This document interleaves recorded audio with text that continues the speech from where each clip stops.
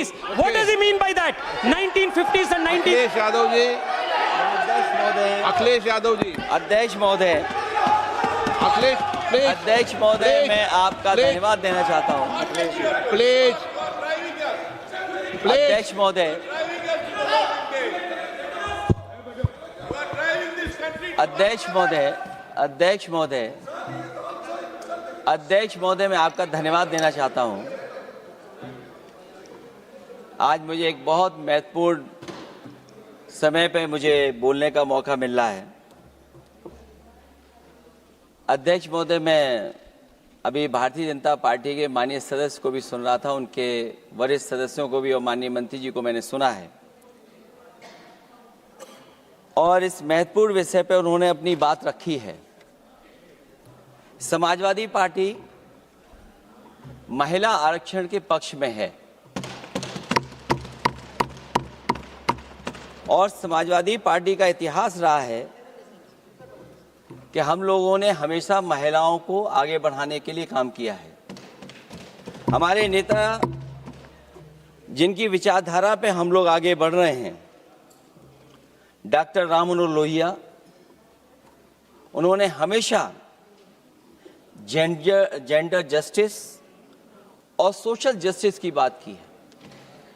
हम समाजवादी लोग gender justice और सोशल जस्टिस के पक्ष में हैं और महिलाओं का आरक्षण 33% हो उसके भी पक्ष में हम लोग बोल रहे हैं। और ये लड़ाई हमारी निरंतर चल रही है और कहीं न कहीं आरक्षण हमारी पीढ़ी के आह्वान को और मजबूत कर रहा है। लेकिन जिस तरह की बातें हमें सुनने को मिल रही हैं, अब भारतीय जनता पार्टी नारी को नारा बनाने की कोशिश कर रही है। भारतीय जनता पार्टी इस आरक्षण को लेकर के भाजपा अपना नारी का नारा बनाना चाहती है और बदलने की कोशिश कर रही है। जिन्होंने नारी को अपने संगठन में नहीं रखा, उनके मान सम्मान के लिए कैसे रखेंगे? और अगर ये बात गलत है, अध्यक्ष महोदय, जिस पेरेंटल संगठन से आप निकले हैं उसमें मान सम्मान के लिए संगठन में कितनी नारी हैं ये बता दें आप। और इनका, क्योंकि पिछले कई वर्षों से अध्यक्ष जी ये सरकार में है और मैं सुन रहा था माननीय मंत्री जी को मैं सुन रहा था, उन्होंने बहुत सारे योजनाएं, बहुत सारे कार्यक्रमों की जानकारी दी। लेकिन अगर हम दुनिया के आंकड़े देखें, जेंडर इक्वलिटी में हम कहां खड़े हैं? हम 146 में 127वीं जगह पर खड़े हैं। और अगर हम इनके खुद के सरकारों को देखें अगर, तो अध्यक्ष महोदय, इनके 21 जगह सरकारें हैं। 21 जगह यूनियन टेरिटरी और स्टेट मिलाकर के और सहयोगी दलों के साथ मिलकर के 21 सरकारें इनकी हैं।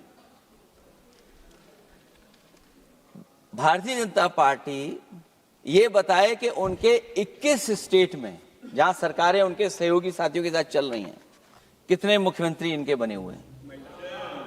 कितनी महिला मुख्यमंत्री बनी हुई इनकी? जीरो। और जो दिल्ली की बनी हुई हैं, हालांकि वो हाफ चीफ मिनिस्टर हैं और वो भी महिला होने के नाते केवल हाफ चीफ मिनिस्टर हैं। नहीं, अधिकार कहां है? एक चीफ मिनिस्टर के जो अधिकार होते हैं, एक स्टेट के जो अधिकार होते हैं, क्या आपके दिल्ली की मुख्यमंत्री के पास वो अधिकार है? और फिर जो अभी तक जो सबसे बड़ी पार्टी है, जो सबसे बड़ी पार्टी अपने आप को कहते हैं, पूरे देश में जितने भी इनके विधायक चुने गए हैं, आप बताओ आपकी संख्या क्या है? 10% से ऊपर नहीं जा पा रहे हैं आप? क्या 10% से ऊपर हैं आप?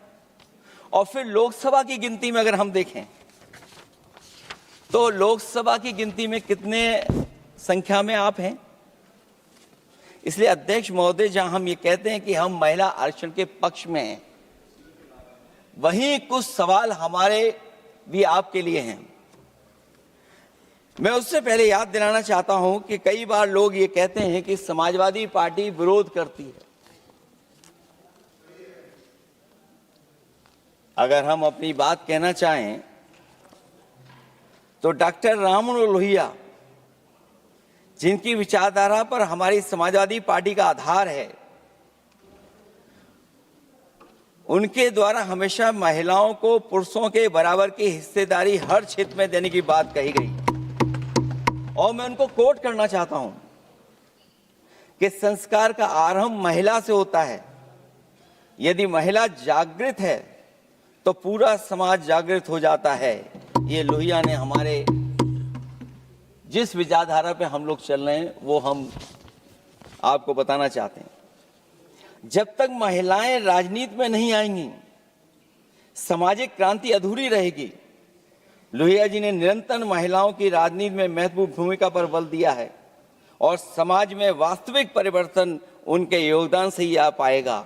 इसलिए मैं याद दिलाना चाहता हूं अध्यक्ष महोदय, उत्तर प्रदेश में पंचायत में सबसे पहले आरक्षण महिलाओं के लिए लागू करने का काम समाजवादी पार्टी ने किया।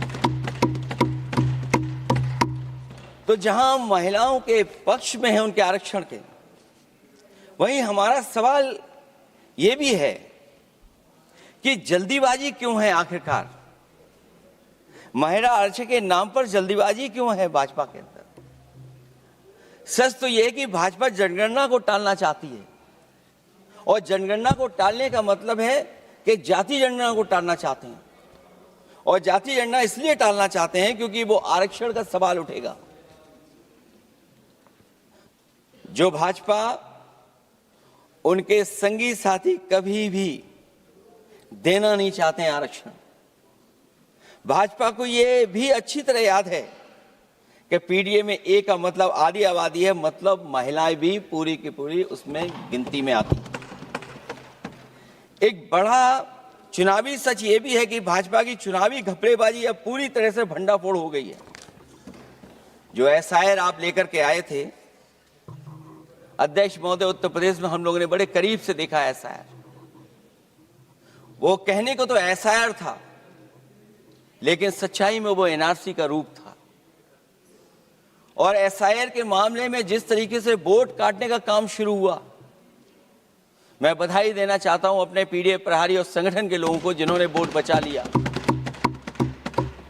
जब पहली गिनती में हम लोग बचाने में कामयाब हो गए तो अध्यक्ष महोदय, भारतीय जनता पार्टी फॉर्म 7 को लेकर के आई और फॉर्म 7 उन्होंने ऐसे बांटना शुरू किया, उस घपले को भी हम लोगों ने पकड़ लिया। और जब उस घपले को पकड़ा तो पता लगा फॉर्म 7 बंद हो गया उत्तर प्रदेश में। फॉर्म 7 से कोई वोट काटा नहीं गया। अध्यक्ष महोदय, जो फॉर्म 7 काटने के लिए जिससे दस्तखत कराए थे भारतीय जनता पार्टी ने, उस व्यक्ति को दस्तखत करना भी नहीं आता है। अध्यक्ष महोदय, जो एसआईआर के बहाने फॉर्म 7 लेकर के आए थे, जो फॉर्म 7 दस्तखत करा करके वोट काटे जा रहे थे उत्तर प्रदेश में, जब पकड़ा गया, हम लोगों को जानकारी मिली, हम लोगों ने उसको प्रेस के सामने लेकर के आए और चुनाव आयोग को शिकायत की। फॉर्म 7 से वोट कटना रुक गया, लेकिन अभी भी उस पर कोई कार्रवाई नहीं की जिसने उसके नकली दस्तखत कराए थे। अध्यक्ष महोदय, इससे तो लगता है कि पूरा का पूरी व्यवस्था जुड़ी हुई है भारतीय जनता पार्टी से।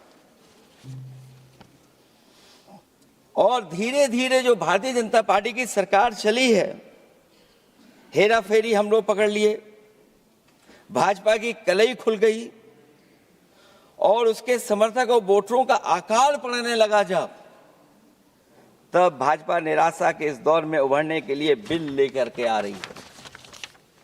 ये भारतीय जनता पार्टी का जो वोट कम हो रहा है, असली लक्ष्य अध्यक्ष महोदय वोट है, सत्ता में रहना है, इसलिए आरक्षण को लेकर के आए हैं। भाजपा की यही राजनीतिक चाल रहती है। जब पुराने लोग ये समझ जाते हैं कि भाजपा किसी की सगी नहीं है, तो हर बार भाजपा कुछ नए लोगों को अपने लुभाने जुमलों में फंसाती है। इस बार भाजपा महिलाओं को लेकर ये पुरानी चाल चल रही है, लेकिन सफल नहीं होगी, क्योंकि सबसे ज्यादा दुखी तो महिलाएं ही हैं। भाजपा की कमीशन खोरी और चंदा वसूली की वजह से जो महंगाई बढ़ी है, उससे उनकी रसोई सूनी हो गई है। रही सही कसर सिलेंडर की, बेतहाशा बढ़ती कीमतों ने पूरा कर दिया है। ये अध्यक्ष महोदय मैं इसलिए कह रहा था कि माननीय मंत्री सिलेंडर की याद दिला रहे थे। उन्होंने इज्जत घर को भी याद दिलाया, जिसको कभी प्रधानमंत्री जी ने कहा कि ये इज्जत घर होंगे। गांव गोद लिए गए, जाकर के सरकार देखे उन गांव को अनाथ अगर किसी ने छोड़ा है तो भारतीय जनता पार्टी ने छोड़ा है। हर महिला अपने बच्चों को पढ़ाना चाहती है, लेकिन भाजपा की शिक्षा विरोधी सोच तो सरकारी स्कूल तक बंद करवा दे रही है। महिलाओं का दर्द क्या होता है, ये मेरठ के दुकानदारों के परिवार की महिलाओं की आंखों में आए आंसू भी बयां कर रहे हैं, और नोएडा की मजदूर और मेड के गले बयान भी कर रहे हैं। क्योंकि जब हम बहस महिला आरक्षण पे कर रहे हैं, तो हमें याद रखना चाहिए कि हमारे बिल्कुल बगल में 40,000 से ज्यादा लोग सड़कों पे मजदूर, महिलाएं सड़कों पर हैं, जहां से प्रभु श्री राम जो कभी हम लोगों ने स्क्रीन पे देखा था, वो चुन करके आए थे। वहां पर महिलाएं धरने पर बैठी हैं, और अगर ये धरने पर इसलिए बैठी हैं क्योंकि उनको न्याय नहीं मिल रहा है, भारतीय जनता पार्टी की सरकार की वजह से उनके घर उजड़ रहे हैं, महिलाएं रो रो करके न्याय मांग रही हैं, तो मैं कहना चाहता हूं अध्यक्ष महोदय सरकार से कि अगर ये बिल इतना ही सही है तो इसे मेरठ नोएडा की पारिवारिक और कामगार महिलाओं के बीच बैठकर घोषित किया जाए कि उनके लिए इसमें क्या क्या होने जा रहा है। हम महिला आरक्षण के साथ हैं, पर उस भाजपाई चालबाजी के खिलाफ हैं जो एक साजिश के तहत की जा रही है। भाजपाई और उनके संगी साथी देश की सबसे बड़ी आबादी के वर्ग मतलब पिछड़े वर्ग की महिलाओं के बारे में चुप्पी साधे बैठे हैं। ये बात अध्यक्ष जी समझ में नहीं आ रहा है, क्योंकि जब हम लोग प्रधानमंत्री जी को सुनते थे तो वो ये कहते थे कि हम पिछड़े वर्ग से आते हैं, हम आप जैसे ही हैं, पिछड़े हैं। लेकिन जब आरक्षण की बात हो रही है तो पिछड़ों की संख्या इसमें कितनी है, हमें उम्मीद है कि सरकार इस पर जरूर बात अपनी रखेगी। ये संशोधन के नाम पर जो जल्दीबाजी दिखा रहे हैं, दरअसल उसके पीछे भाजपाइयों की मंशा है कि जनगणना न करनी पड़े, क्योंकि अगर जनगणना करनी पड़ेगी तो जातिवार आंकड़े भी देने पड़ेंगे और जातिवार आरक्षण भी। ये भाजपा का एक बहुत बड़ा षड्यंत्र है, जिसमें जनगणना आधारित परसीमन को नकार कर पिछड़ों का अधिकार लूटा जा रहा है। ये लोकतंत्र के खिलाफ खुफिया लोगों की गुप्त योजना है, जो अब तक स्वीकार नहीं, जब तक प्रक्रिया के साथ हम लोग स्वीकार कभी नहीं कर सकते, जब तक इसका लागू करने का तरीका ठीक ना हो। अगर पिछड़ों की आबादी कम से कम अगर हम गिन लें कि 70%, 80% से ज्यादा है, अध्यक्ष महोदय अगर हम उनको 66% मान लें, तो इनकी आबादी कम से कम पिछड़ों की 33% होगी, आधी आबादी की जनसंख्या, जिनके हक की बात तो है ही नहीं इसके अंदर। इसका मतलब यह हुआ कि पिछड़े वर्ग की 33% महिलाएं, उनको हक देना नहीं चाहते ये लोग, हक उनका छीनना चाहते हैं। और फिर जो डिलिमिटेशन का साथ साथ लेकर के आए हैं, ये डिलिमिटेशन क्या है अध्यक्ष महोदय? ये डिलिमिटेशन है कि इलेक्टोरल मैप को बदल दें। हमारे पूर्व में कांग्रेस के सदस्य ने ठीक कहा है कि जब डिलिमिटेशन की बारी आई तो इन्होंने पूरी रणनीति बना करके कि किस तरीके से लोकसभाओं के क्षेत्र बनाए जाएं, क्षेत्र कैसे बने जिससे कि उन्हीं को पॉलिटिकल लाभ मिले, वो हम लोगों ने आसाम में भी देखा और जम्मू कश्मीर में भी देखा है। इसलिए हम चाहते हैं कि पहले जनगणना हो और जनगणना जब आंकड़े सही आ जाएंगे अध्यक्ष महोदय, तब जाकर के डिलिमिटेशन ठीक होगा। और अगर आंकड़े ही ठीक नहीं हैं तो फिर आरक्षण कैसे ठीक होगा? क्योंकि आरक्षण का आधार ही हमारा जनसंख्या पर है। कहीं ऐसा तो नहीं कि आधी आबादी में ये मुस्लिम को भी ना गिनते हो, मुस्लिम महिलाओं को। इसलिए हमारी मांग होगी कि आधी आबादी में पिछड़े और मुस्लिम महिलाओं को भी जोड़ करके इस आरक्षण को पूरा किया जाए। एक जो हमें आशंका है कि जब आरक्षण होगा और डिलिमिटेशन होगा और जब संख्या बढ़ेगी तो उत्तर प्रदेश की संख्या विधानसभा की 500 से ऊपर होने जा रही है।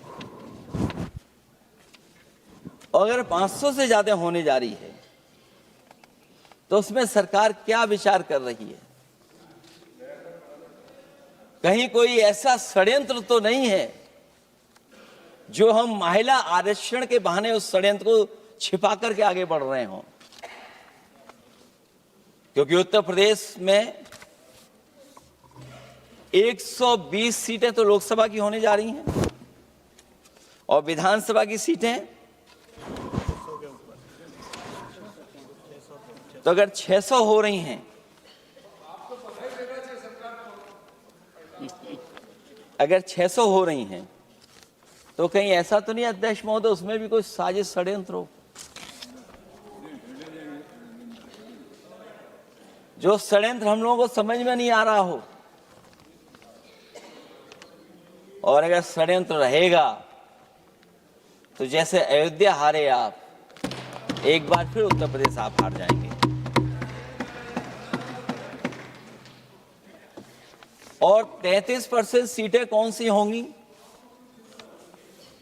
आप अगर सीट रिजर्व कर देंगे, कॉन्स्टिट्यूंसी रिजर्व हो जाएगी, तो अध्यक्ष महोदय ये महिलाओं के बीच ही कंपटीशन करा देंगे।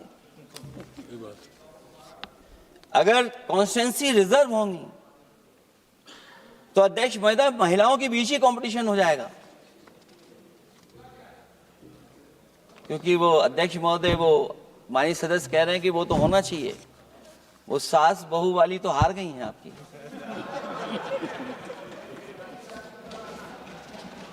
तो अगर पार्टी को ये मौका मिलेगा तो न केवल कंपटीशन से हम बच सकते हैं बल्कि संख्या महिलाओं की लड़ने की ज्यादा होगी। ये महिलाओं को ज्यादा नहीं लड़ने देना चाहते हैं चुनाव, इसलिए कॉन्स्टिट्यूंसीज को रिजर्व कर रहे हैं। अध्यक्ष महोदय हमारा पक्ष है, हमारी मांग है कि ये जो लागू हो आरक्षण वो पार्टी को मौका मिले, पार्टी लड़ाए उनको, पार्टी संख्या तय करे। इसके साथ साथ जो रोटेशन वाला है इशू, स्वाभाविक है कि जब हम एक क्षेत्र से लड़ते हैं अध्यक्ष महोदय तो एक भावनात्मक अटैचमेंट बनता है वोटरों के बीच में। और अगर ये रोटेशन का मामला होगा तो अध्यक्ष महोदय कोई भी अपने क्षेत्र में बहुत ज्यादा भावनात्मक लगाव नहीं रखेगा क्षेत्र की जनता से। तो अगला क्षेत्र की सोचने लगेगा कि अगला क्षेत्र हमारा क्या होगा। इसलिए हम इसके भी खिलाफ हैं अध्यक्ष महोदय कि रोटेशन नहीं हो। हम रोटेशन की प्रणाली के खिलाफ हैं, इसके पक्ष में हम लोग नहीं हो सकते।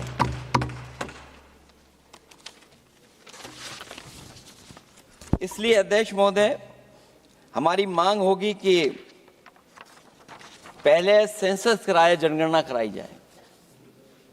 और अगर जनगणना नहीं कर रहे हैं तो इसका मतलब धोखा दे रहे हैं। क्योंकि पुराने बिल में जो हम लोगों ने बात देखी और रखी थी उस समय वो यही था कि कि जनगणना करा करके महिला आरक्षण भी लाएगा। लेकिन ये लोग 2011 का लेकर के आ रहे हैं। इसका मतलब इनकी पूरी तैयारी है कि कौन सा लोकसभा क्षेत्र कैसा होगा। इनके गुप्त लोगों ने वो कहीं ना कहीं नक्शा बना करके रखा होगा, जिसको आरक्षण पास होते ही, बिल पास होते ही ये लागू करने की कोशिश करेंगे। और जो और सुधार होने चाहिए महिलाओं के, जो सुधार होने चाहिए, उन सुधारों पे इसमें बिल में कोई विशेष योजना या विशेष बात नहीं हो रही है। बिना उनके लिए लाभ पहुंचाए, सशक्तिकरण किए, शायद हम पूरा उनको हक नहीं दे पाएंगे।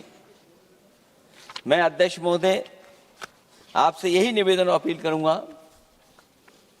कि पिछड़ों को, माइनॉरिटी को, खासकर मुस्लिम महिलाओं को आरक्षण दिया जाए। जो सेंसस से ये दूर भाग रहे हैं, वो इसीलिए भाग रहे हैं क्योंकि जाति जनगणना की मांग उठेगी, और अगर जाति जनगणना की बात उठेगी तो आरक्षण की बात और उठेगी। हमें उम्मीद है कि हम लोगों की बात मान करके सरकार उस पर विचार जरूर करेगी। जब हम आरक्षण देना चाहते हैं तो बिना पिछड़ा, बिना मुसलमानों के शायद हमारा जो लक्ष्य है महिला आरक्षण का, वो पूरा नहीं होगा। इन्हीं शब्दों के साथ आप सबका बहुत बहुत धन्यवाद।